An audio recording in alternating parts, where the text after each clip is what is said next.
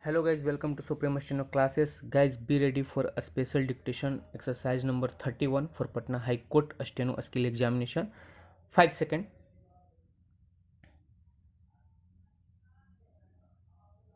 In its ostensibly even-handed intervention in the standoff between the central and West Bengal governments over the manner of investigation of the Shraddha Cheat Fund case, the Supreme Court has de-escalated political tensions at least for now.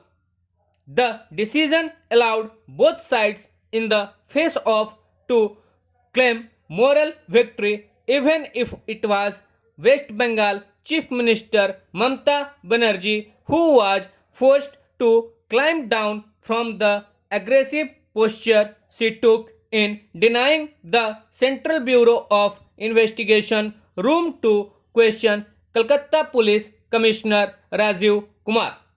However, while ordering him to cooperate with the CBI in neutral Shillong, the court restrained the CBI from taking any coercive action against Mr. Kumar.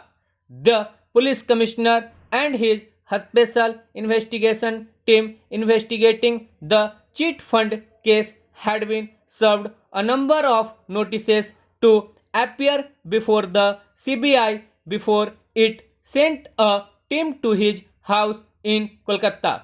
While Miss Banerjee may have reason to believe that the timing of the CBI's operation was politically motivated, her government's response, manhandling and detaining the CBI officials was shocking and inexcusable. In the polarized political atmosphere, her belligerence expectedly secured the backing of a large number of opposition parties and even had the Congress rally around her during an impromptu sit in protest. However, in attempting to obstruct the CBI action in a court ordered investigation, Ms. Banerjee once again demonstrated that she is prone to taking arguments over administrative producers to the streets.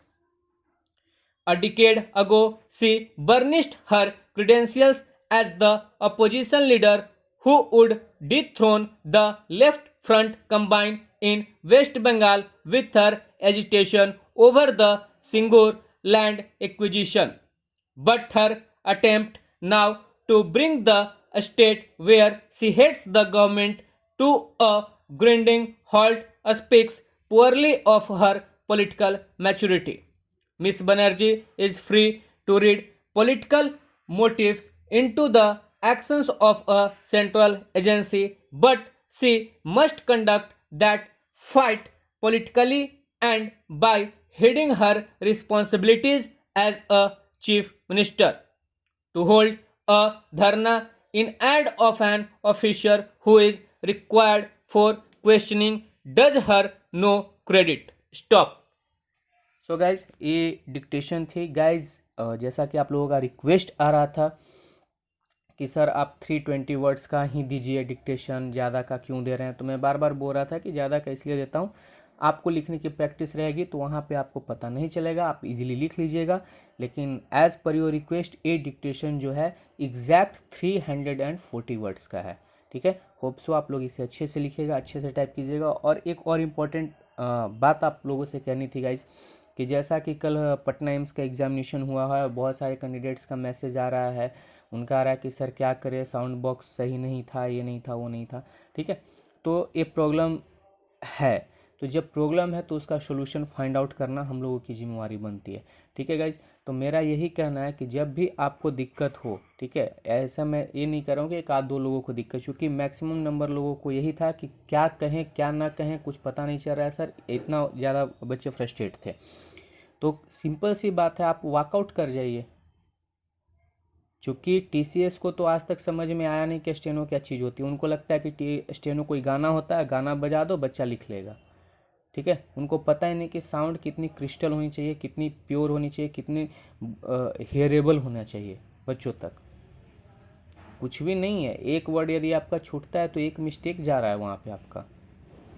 ठीक है, आप सब यही सोचते हैं कि हम तो लिख लेंगे। आप एक्सपीरियंस करने के लिए वहाँ पे नहीं गए हैं, आप जॉब लेने के लिए गए हैं। और जॉब तभी आप ले पाइएगा जब आप अच्छे से लिख पाइएगा, अच्छे से ट्रांसक्राइब कर पाइएगा। आप अपने आप को मन में ये मान करके चलिएगा कि हम तो 30 मार्क खान है, हम लिख लेंगे, पॉसिबल नहीं है गाइज। ह्यूमन नेचर एक फैक्टर होता है, आप ह्यूमन नेचर को पकड़ करके चलिए। ठीक है, कि जो वर्ड्स आपको नहीं सुनाई दे रहा है, यदि आपके हियरिंग पावर सही है तो मैक्सिमम लोगों को भी सुनाई नहीं दे रहा है। तो बेटर है कि यूनिटी रखिए इस तरीके से कि उनको इस तरीके से अब क्या होगा, वो दोबारा एग्ज़ाम तो कंडक्ट करेंगे नहीं।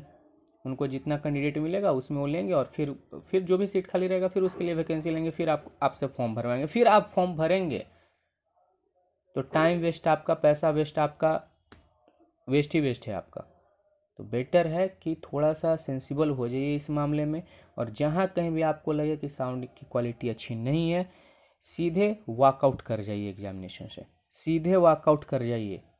वहाँ सोचिए मत कि कौन क्या कर रहा है, कौन क्या नहीं कर रहा है। लोग यही देखने में रह जाते हैं कि हम वॉकआउट कर गए, अगला नहीं किया तो एग्ज़ाम तो कैंसिल होगा, नहीं मेरा अटेम्प्ट भी जाएगा। तो आप लिख करके भी क्या कर लीजिएगा, वैसे भी तो आपका निकलने वाला है नहीं यदि आप अच्छे से नहीं लिख पा रहे हो तो एक्सपीरियंस यदि करने के लिए जा रहे हैं तब तो सही है कि आप बैठे रहिए, लिखते रहिए जैसा भी लिखा रहा है। लेकिन यदि आप जॉब लेने के पर्पज़ से जा रहे हैं और यदि क्वालिटी उनकी अच्छी साउंड की नहीं है, सीधा वॉकआउट कीजिए। ठीक है, तब इन लोगों को शायद समझ में आएगा कि हाँ क्या होता है एग्जामिनेशन।